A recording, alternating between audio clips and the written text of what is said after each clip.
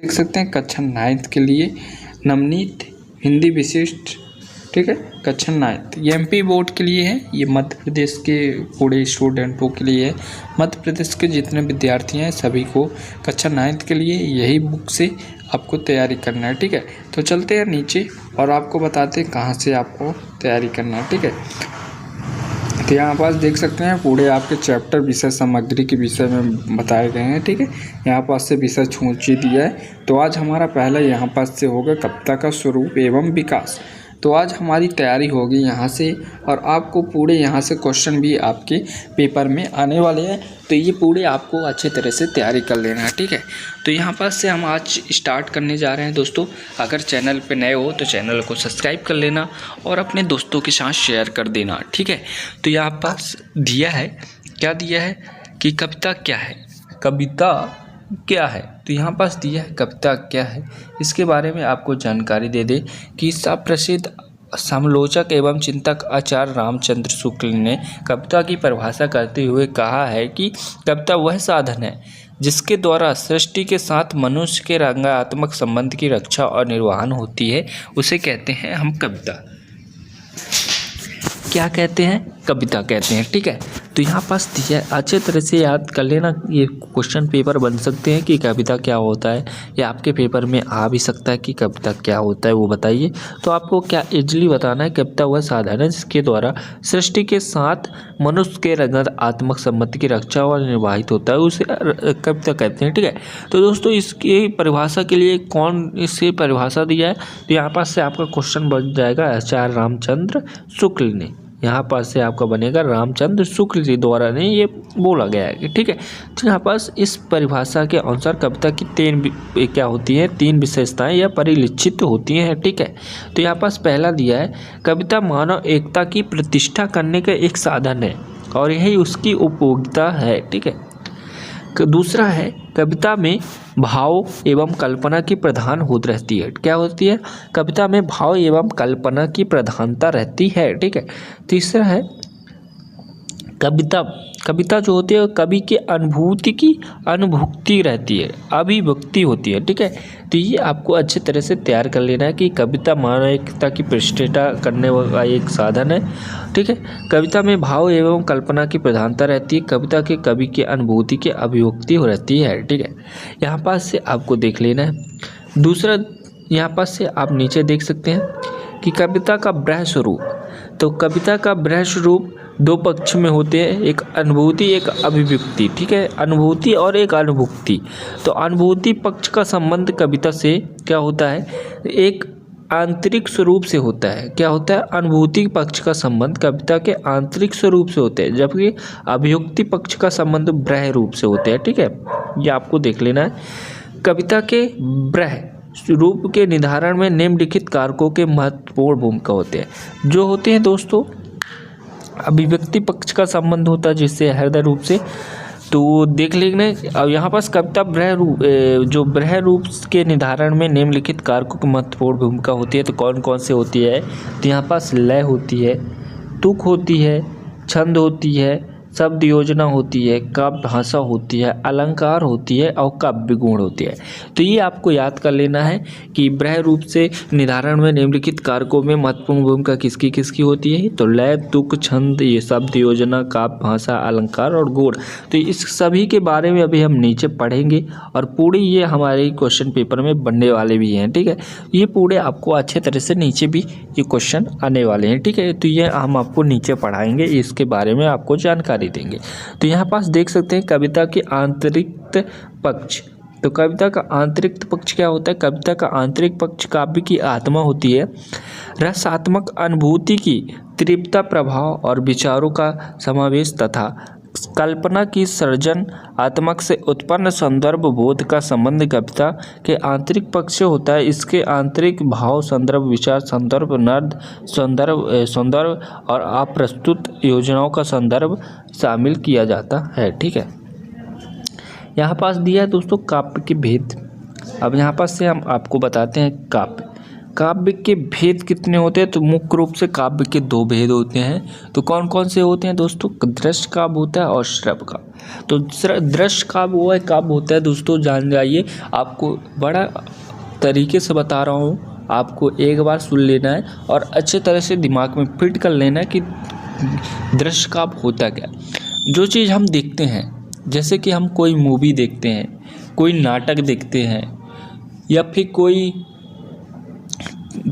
क्या देखते हैं, मोबाइल से कोई वीडियो देखते हैं, ये पूरे देखने वाले जितने चीज़ होते हैं दोस्तों दृश्य काव्य होते हैं। ठीक है, क्या होते हैं? दृश्य का जो हम देखकर अनुभव करते हैं, देखकर, ठीक है, जो देखकर हम अनुभव करते हैं उसे क्या कहते हैं, या स्वाद लेते हैं उसे कहते हैं दृश्य काव्य कहते हैं। ठीक है, और श्रव्य काव्य वह होता है दोस्तों जिसे हम सुनकर केवल रस और स्वाद करते हैं, उसे कहते हैं श्रव्य काव्य। ठीक है, तो यहाँ पास देख सकते हैं लिखा क्या है, श्रव्य काव्य वह काव्य होता है जिसे सुनकर रस स्वादन करते हैं, उसे कहते हैं श्रव्य काव्य कहते हैं। दृश्य काव्य वह काव्य होता है जिसमें आंखों से या देखते हैं व कानों से श्रवण भी करते हैं, उसे होते हैं हम दृश्य काव्य कहते हैं। ठीक है, ये आपको याद कर लेना, पेपर में हर बार पूछा जाता है ये। और नेक्स्ट क्वेश्चन आपके यहाँ पास देख सकते हैं, नेक्स्ट रहेगा पैरा, क्या रहेगा कि नाटक, दूरसंचार, इलेक्ट्रॉनिक मीडिया आदि के माध्यम से प्रस्तुत होने वाले काव्य दृश्य काव्य या श्रव्य काव्य के अंतर्गत लिए जा सकते हैं। क्योंकि जो काव्य दृश्य हुआ वह तो दृश्य ही है, किंतु जो श्रव्य है वह भी दृश्य हो सकता है। आज किसी भी काव्य को दृश्य में निरूपित किया जा सकता है। जो चीज़ हमने आपको बताया है वही चीज़ यहाँ पास दिया है। ठीक है, शैली की दृष्टि से काव्य के भेद, तो शैली की दृष्टि से काव्य के भेद कितने होते हैं? 2 होते हैं। काव्य के 2 भेद देते हैं, पहला होता है प्रबंध काव्य होता है, दूसरा होता है मुक्तक काव्य। ठीक है, तो यहाँ पास महाकाव्य, खंड काव्य और अनोखी गतियाँ, तो ये होते हैं प्रबंध काव्य में। और मुक्तक काव्य में होता है पाठ मुक्तक और गय मुक्तक, ये होते हैं मुक्तक काव्य में। ठीक है, तो ये आपको याद कर लेना है कि काव्य के 2 भेद होते हैं। कौन कौन से होते हैं? प्रबंध काव्य होता है, मुक्तक काव्य होता है। और प्रबंध काव्य के कितने भेद होते हैं? तो 3 होते हैं। कौन कौन से होते हैं? महाकाव्य होता है, खंड काव्य होता है और अनोखी गतियाँ होती है। मुक्तक काव्य के कितने होते हैं? 2 भेद होते हैं, एक होता है पाठक मुक्तक और होता है एक गय मुक्तक। ठीक है, यहाँ पास चलते हैं नीचे महाकाव्य।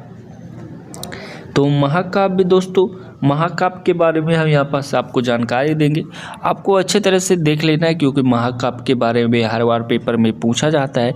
आपको अच्छे तरह से सुनना है और याद कर लेना है। ठीक है, तो यहाँ पास दिया है महाकाव्य में जीवन की विशिष्ट व्याख्या होती है, इसकी कथा इसीलिए प्रसिद्ध, इतिहास प्रसिद्ध होती है। जो महाकाव्य होती है इसका जो कथा होती है दोस्तों, इतिहास के प्रसिद्ध होती है, प्रसिद्ध होती है, इतिहास प्रसिद्ध होती है। इसका नायक उद्धत चरित्र वाला धीर वीर गंभीर होता है। महाकाव्य में श्रृंगार शांत हुआ, वीर रस में से कोई एक रस प्रधान होती है। ठीक है, शेष रस गौण होते हैं। महाकाव्य सर्गबंध होती है, इसमें कम से कम 8 स्वर्ग होते हैं। तो दोस्तों यहाँ पर से आपके एक क्वेश्चन बनते हैं कि महाकाव्य में कितने स्वर्ग होते हैं? तो 8 स्वर्ग होते हैं। महाकाव्य में जीवन की विशिष्ट व्याख्याएं होती हैं। महाकाव्य क्या होता है? एक ऐतिहासिक कथा, इसकी कथा जो ऐतिहासिक प्रसिद्ध होती है, इतिहास कथा इसकी ऐतिहासिक प्रसिद्ध होती है। इसमें जो नायक होते हैं चरित्र वाला या धीर वीर गंभीर वाले होते हैं। महाकाव्य में कौन कौन से रस होते हैं? तो श्रृंगार शांत व वीर रस में इसमें से एक कोई प्रधान रस होते हैं। ठीक है, तो ये आपको अच्छे तरह से देख लेना है। महाकाव्य की कथा धारा प्रवाही मार्मिक प्रसंगों पर आधारित होता है। मूल कथा के साथ साथ अन्य प्रसंग कंसाएँ भी इसमें आदि के अंत तक आकार अपनी भूमिका का निर्वहन करती है। इनसे मूल कथा परिपुष्ट होती हैं। ठीक है, हिंदी के प्रमुख महाकाव्य में कौन हिंदी के प्रमुख रचयिता और रचित कथाएं जो होते हैं वो आपको याद कर लेना है। तो यहाँ पर रामचरितमानस के रचयिता कौन है? गोस्वामी तुलसीदास जी। तो यहाँ पर से आपको याद कर लेना है। ठीक है, ये आपको याद कर लेना है क्योंकि ये कोई क्वेश्चन पेपर में आते हैं कि रामचरितमानस के रचयिता कौन है, तो गोस्वामी तुलसीदास जी हैं। ठीक है, यहाँ पर दूसरा है पद्मावत। पद्मावत के जो रचयिता हैं मलिक मोहम्मद जैसी जी हैं। यहाँ पर से आप नोटबुक बना भी सकते हैं, यहाँ पर से लिख भी सकते हैं। संकेत के मैथिली शरण गुप्त जी होते हैं। कामायनी के जनशंकर प्रसाद। उर्वशी के रामधारी सिंह दिनाकर जी हैं। ठीक है, यहाँ पास नेक्स्ट क्वेश्चन है, नेक्स्ट पैरा है खंड काव्य। खंड काव्य क्या होता है दोस्तों, तो यहाँ पास जानकारी ले लेते हैं। यहाँ पास से पूरा जानकारी दिया है। खंड काव्य में जीवन के किसी एक भाग, एक घटना अथवा एक चरित्र का चित्रण किया जाता है। खंड काव्य अपने आप में एक पूर्ण रचना होती है। संपूर्ण रचना एक ही छंद में पूर्ण होती है। जो यहाँ पास पंचपटी, जयरथ, बद, नेहू, सुदामा चरित, पाथिक, हल्दी घाटी आदि प्रसिद्ध खंड काव्य हैं। तो यहाँ पास खंड काव्य में जो जीवन के किसी एक भाग का चित्रण होता है दोस्तों, या फिर एक भाग को दिखाया जाता है, या एक भाग के एक घटना अथवा एक चरित्र का चित्रण किया जाता है। ठीक है, खंड काव्य अपने आप में एक पूर्ण रचना होती है। खंड काव्य खुद में ही एक रचना होती है। संपूर्ण रचना एक ही छंद में पूर्ण हो जाती है। पंचवटी, जयरथ, सुदामा चरित, पाथिक, हल्दी घाटी आदि प्रसिद्ध खंड काव्य हैं। ये आपको जानकारी लेना है। और खंड काव्य में दोस्तों महाभारत भी आता है। ठीक है, महाभारत किस में आता है, खंड काव्य में आता है। ये आपको अच्छे तरह से जान लेना है। अनौखिक कृतियाँ क्या होती हैं दोस्तों, अनौखिक कृतियाँ में महाकाव्य और खंड काव्य के विभिन्न पद वृद्ध कहानी का नाम अनौखिक कृतियाँ हैं। इसमें वीरता, साहस, परिक्रमा, प्रेम, बलिदान, करुण आदि से संबंधित प्रेरक घटना प्रसंगों के कथा के माध्यम से अभिव्यक्त किया जाता है। इसकी भाषा सरल, स्पष्ट और रोचक होती है। गतियात्मक नाटकीयत इसकी विशेषताएं होती है। ठीक है, झांसी की रानी, रंग में भंग, तुलसीदास आदि इनकी अनोखी कृतियाँ उदाहरण है। ठीक है, ये आपको देख लेना है। मुक्तक काव्य, अब यहाँ पर से हम देखते हैं मुक्तक काव्य क्या होती है। यहाँ पास अभी तो हम जान गए प्रबंध काव्य के 3 भेद। अब मुक्तक काव्य के 2 हम यहाँ पास से हम देख सकते हैं। अब मुक्तक काव्य के बारे में जानेंगे। पाठ मुक्तक हो गए, मुक्तक प्रबंध काव्य के बारे में जान गए। अब मुक्तक काव्य और यहाँ पास काव्य के बारे में जानेंगे। तो यहाँ पास मुक्तक काव्य क्या होता है दोस्तों, देख सकते हैं। मुक्तक काव्य में एक अनुभूति, एक भाव और एक ही कल्पना का चित्रण होता है। मुक्तक काव्य की भाषा सरल और स्पष्ट होती है। वर्ण विषय अपने आप में पूर्ण होती है। इसका प्रत्येक छंद स्वतंत्र होता है। उदाहरण के लिए बिहारी, रहीम, वृंदासुर, मीरा के दोहे तथा पद आदि मुक्तक काव्य के 2 प्रकार होते हैं, पाठ मुक्तक और गैर मुक्तक। तो पाठ मुक्तक क्या होता है दोस्तों, पाठ मुक्तक में विषय की प्रधानता होती है। प्रसंगगत भावना, भूति का कल्पना, चित्रण तथा किसी विचार या रीति का भी चित्रण होता है पाठ मुक्तक में। ठीक है, गैर मुक्तक इसकी गति प्रगति काव्य की भी होती है। इसमें भाव, प्रमाणत, सौंदर्य बोध, अभिव्यक्ति की संक्षिप्त, संगीतात्मक, लयात्मकता की प्रधानता होती है। ठीक है, यहाँ पास से आप देख लीजिएगा और यहाँ तक आपको अच्छे तरह से तैयारी कर लेना है। यहाँ पास से अब देखते हैं रस। अब रस के बारे में हम जानकारी दे दें तो रस क्या क्या होता है। तो यहाँ पास रस वह शब्द होता है, या रस शब्द अनंत का प्राप्त शब्द ही है। तो रस दोस्तों, रसवादी आचार्य काव्य ने रस को ही मुख्य माना है। तो यहाँ पास रस शब्द अनंत का पर्याप्त है। रसवादी आचार्यों ने काव्य को ही रस की प्रमुख माना है। उन्होंने रस को काव्य की आत्मा कहा है। जैसे आत्मा के बिना शरीर का कोई मूल नहीं होता, उसी प्रकार रस के बिना काव्य भी निर्जीव माना जाता है। ठीक है, काव्य की परिभाषा करते हुए रस की क्रियता प्रदान की ये है, रसात्मक वाक्यम काव्यम। रसात्मक वाक्यम काव्यम अर्थात रस मुक्तक काव्यम वाक्यम ही काव्यम है। यदि काव्य की तुलना मनुष्य से की जाए तो शब्द और अर्थ काव्य का शरीर, अलंकार, आभूषण, छंदों को उसका परिधान तथा रस को आत्मा कह सकते हैं।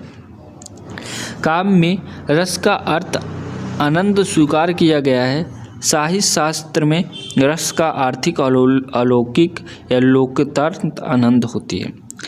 काव्य के पढ़ने सुनने अथवा उसकी अभिनय देखने में पाठक श्रोता के दर्शक को जो आनंद मिलता है वही काव्य में रस हो कहलाता है। ठीक है, यहाँ पास रस के अंग बता दें तो रस के 10 अंग होते हैं। तो यहाँ पास रस के अंग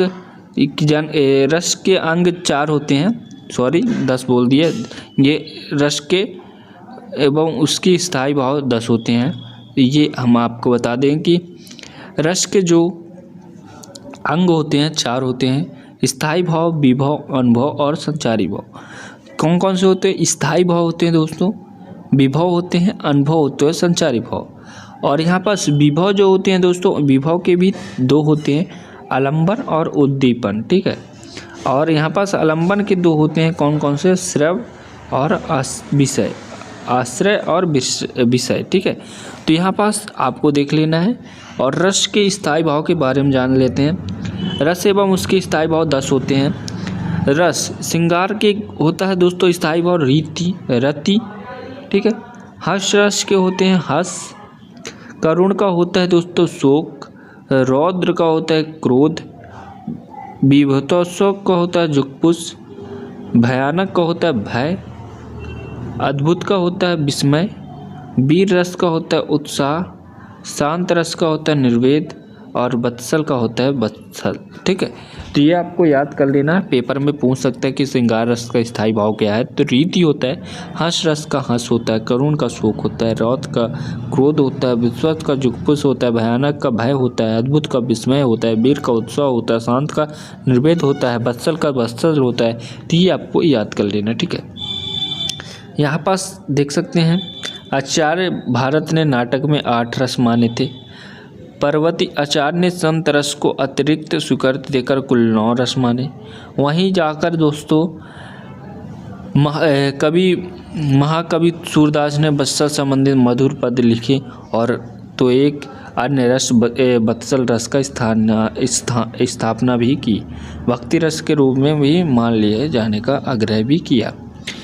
विभिन्न रसों एवं उसके उदाहरण। श्रृंगार रस के अब यहाँ पास देख सकते हैं विभिन्न रस, मतलब जितने आपके 10 रस है। ठीक है, उसके उदाहरण और उस उदाहरण देकर समझाना है। ठीक है, और उदाहरण बताना। तो यहाँ पर हम बता देंगे किसके किसके उदाहरण आपको याद करना है, वही आप याद कर लीजिएगा, क्योंकि पेपर में वही क्वेश्चन आते हैं हर बार। कोई डिफरेंट नहीं रहते हैं दोस्तों, क्वेश्चन सेम आते हैं। तो आपको जो बताएंगे वो याद कर लेना है। तो पहला श्रृंगार रस है, ये बहुत मोस्ट इम्पोर्टेंट है, क्योंकि आपका पहले ही श्रृंगार रस है, तो इसे आपको पहला ही याद करके जाना है। ठीक है, तो श्रृंगार रस क्या है? संयोग। इसके नायक नायिका जो संयोग की स्थिति का वर्णन होता है उसे कहते हैं श्रृंगार रस। उदाहरण में दिया है कि बतरस लालच लाल की मुरली धरी लुकाए, शौक करे भयनु हंसे देन कहे नट जाए।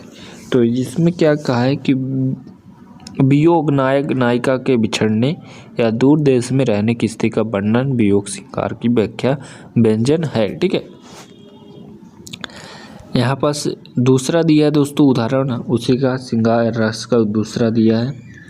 आँखों में प्रेम मूर्ति थी, भले थे सब भोग, हुआ योग से भी अधिक उसका विस्मय वियोग। ठीक है, आँखों में प्रिय मूर्ति थी, भले थे सब भोग, हुआ योग से भी अधिक उसका विषम वियोग। ठीक है, ये आपको उदाहरण याद कर लेना है। ठीक है, हर्ष रस में क्या है दोस्तों? हर्ष रस किसी व्यक्ति की विरक्त या अटपटी बाणी, प्रक्त वेश एवं आकृतिक चेष्टा आदि का वर्णन हो, जैसे सुनकर या देखकर हंसी उत्पन्न होता है, वह हर्ष रस होता है। ठीक है, जब धूमधाम से जाती है बारात किसी की सज धज कर, मन करता धक्का दे दूल्हे को जो बैठ घोड़े पर, सपनों में ही मुझको अपनी शादी होती दिखाती है, बरमाला ले दुल्हन बढ़ती, बस नींद तभी खुल जाती है। तो ये भी इम्पोर्टेंट है, आपको याद कर लेना है, ठीक है। करुण रस में देख लीजिए, प्रिय वस्तु के नाश और अनिश्चित प्रगति से चिंता में जो विकलता आती है उसे करुण रस कहते हैं। अभी तो मुकुट बांधा था माथे पर, हुए कल ही हल्दी का हाथ, खुले भी न थे लाज के बोल, खुले भी न चुंबन सुन कुपोल, हाय रुक गई यहीं सांसें बना सिंदूर अंगार, ठीक है। रौद्र रस के आप यहाँ पर देख लीजिए, रौद्र रस क्या है, जहाँ क्रोध मानक स्थायी भाव विभाव अनुभव तथा संचारी भाव की पुष्टि होता है वहीं रस दशा के प्राप्त होते हैं, वहाँ रौद्र रस पाया जाता है। उदाहरण, सुनत लखन के वचन कठोर, परुष धारे धेरु कर घोर, अब जानी देव दोष मोहि लागो, कूटबादी बालक बद जोगी, ठीक है। यहाँ पास पाँचवा दिया है वीर रस के बारे में, ये भी आपके लिए बहुत इंपॉर्टेंट है। वीर रस के लिए, वीर रस आपके पेपर में पूछ देता है, कई बार पूछा है। तो वीर रस क्या होता है? वीर रस में उत्साह स्थायी भाव वह होती है, युद्ध में विपक्ष को देखकर अजयी वीर घोषणा एवं वीर गति सुनकर उत्साहवर्धक कार्य लाभों में देखने से जो रस जागता है वही वीर रस होता है। वीर रस क्या होता है दोस्तों? जब कोई योद्धा रणभूमि में जाता है और वो अपने मौत को देखकर भी वो एकदम उत्साह से जाता है और जानता है कि वहाँ हमारी मौत भी हो सकती है, तब भी वो इतना उत्साह होता है युद्ध के लिए, क्योंकि वो अपने धर्म भूमि के लिए वहाँ जाता है, ठीक है। तो वहाँ पास क्या लिखा है, इसका उदाहरण देख लीजिए, दिया है, वह खून कहो किस मतलब का, वह खून कहो किस मतलब का जिसमें उबाल का नाम नहीं, वह खून कहो किस मतलब का आ सके देश के काम नहीं। तो इसका अर्थ होता है वह खून किस काम का दोस्तों, जिसमें गर्मी ना हो, जिसमें देश के लिए कोई मायने ना हो। वो खून किस काम का, जो देश के एक देश के देश के लिए काम में ना आ सके, तो वह खून पानी है दोस्तों, ठीक है। वह खून कहो किस मतलब जिसने देश के काम न आ सके, वही है कि अगर आपका बलिदान, आपका खून, आपका शरीर, आपके काम, आपके कर्म, आपके भूमि, अगर आप अपने देश के लिए कुछ नहीं कर पा रहे हो, आपका अपने देश के लिए बलिदान तक भी नहीं दे पा रहे हो, आपके देश के लिए कुछ करने के लायक भी नहीं हो, तो आपका खून किस काम के लिए दोस्तों। तो वही है, यहीं पास दिया है कि वह खून कहो किस मतलब का जिसमें उबाल का नाम नहीं, वह खून कहो किस मतलब का आ सके देश के काम नहीं, ठीक है। यहाँ भयानक रस के बारे में देख लीजिए। भय इसका स्थायी भाव भयंकर प्राकृतिक दृश्यों को देखकर अथवा प्राणों को विनाशक बलवान शत्रु देखकर उसका वर्णन सुनकर भय उत्पन्न होता है, ठीक है। यहाँ पास उदाहरण में दिया है कि हाहाकार हुआ कंद्रनामा, कठिन ब्रज होते चूर, हुए दिग्गज विधिभूषण बर हो तथा क्रूर, ठीक है। विभूतोष रस का स्थायी भाव जुगपुष, जो दुर्ग निधानयुक्त वस्तुओं, चर्बी, उर्द्र आदि के ऐसे वर्णन हो जिसमें मन घृणा उत्पन्न हो, वहीं विभूतोष रस उदाहरण है। कहूँ धूम उठत बराती, कहूँ चिंत, कहूँ होत रोग, कहूँ आरती अधीर अहो, कहूँ हाड़ बोरो, कहूँ जोर अधजोरो मांस, कहूँ गिद्ध कांग मांस नोचत पीर हो अहो, ठीक है। अद्भुत रस, अद्भुत में जहाँ अलौकिक व आश्चर्यजनक वस्तु या घटनाओं को देखकर जो विस्मय अचार भाव हृदय में उत्पन्न होता है, वही अद्भुत रस पाया जाता है, ठीक है। उदाहरण के रूप में बिनु पद चलो सुनो बिनु कनकाना, कार्य बिनु कर्म करो विधि बनाना, अनन्य रहित सकल रस भोगी, बिन बाणी वक्त बड़ जोगी। शांत रस में अब आ जाते हैं। शांत रस वह स्थायी भाव निर्बोध है, संसार के अनिश्चित एवं दुख की अधिकतम को देखकर हृदय में विकृत उत्पन्न होता है। इस प्रकार के वर्णों में रस शांत रस होते हैं, ठीक है। तो इसमें क्या दिया है, चलती चक्की देखकर दिया कबीरा रोए, दुई पाटन में बीच में सबूत पचना कोय, ठीक है। बत्सल रस में है, इन इन 9 रसों के अलावा मानसिक 10वां रस वत्सल के संकल्प में किया है, जो शिशु के प्रति प्रेम, स्नेह, दुलार आदि के प्रमुख वर्णन किया जाता है, जहाँ वत्सल रस होता है। इसका स्थायी भाव वत्सल रस है। सुधारदास ने वत्सल रस का सुंदर निरूपण किया। उदाहरण में धूर भरे अति शोभत संयमयुज तैसे बने सूर संदो छोटे। जो धूल भरे छोटे छोटे बालक अगर कोई धूल खेलता है तो छोटा रहता है, तो उसके पूरे शरीर में धूल अगर चिपक जाता है या उनके कहीं भी लग जाता है तो वो कितना और शोभित बढ़ जाता है। ठीक है, उसकी चोटी जो होती है बहुत ही प्यारी दिखती है। वही चीज़ यहाँ पास आपको देखने को मिलेगा। तो दोस्तों यहाँ पास आपको देख लेना है। अगर यहाँ तक आप अच्छे तरह से तैयारी कर लेंगे रस के पूरे 10 तक, तो आपको पूरे यहाँ पास से नंबर मिलेंगे। अलंकार के आगे से दोस्तों हम आपको अगले चैप्टर में बताएंगे। तो अगले चैप्टर के लिए हम यहाँ पास से वीडियो अलग से बना देंगे। तो वहाँ से अलंकार के से जो आपके यहाँ पास नीचे जितने दिए रहेंगे अलंकार दिए रहेंगे, आपके यहाँ पास देख सकते हैं अलंकार के भेद, यमक अलंकार, श्लेष अलंकार, अर्थ अलंकार, रूपक अलंकार, छंद, यहाँ पास से जितने दिए रहेंगे छंद के, पद साहित्य का इतिहास, इधर से पद साहित्य के साथ से, और फिर हम इधर आपको जानकारी दे देंगे। तो यहाँ पास से अगले वीडियो में हम आपको पूरी जानकारी देंगे। तो यहाँ तक अगर आपने अच्छे तरह से पढ़ लिया होगा तो अच्छे तरह से इसको तैयारी कर लेना। ठीक है, हम मिलते हैं आपसे अगले वीडियो में। अभी के लिए जय हिंद।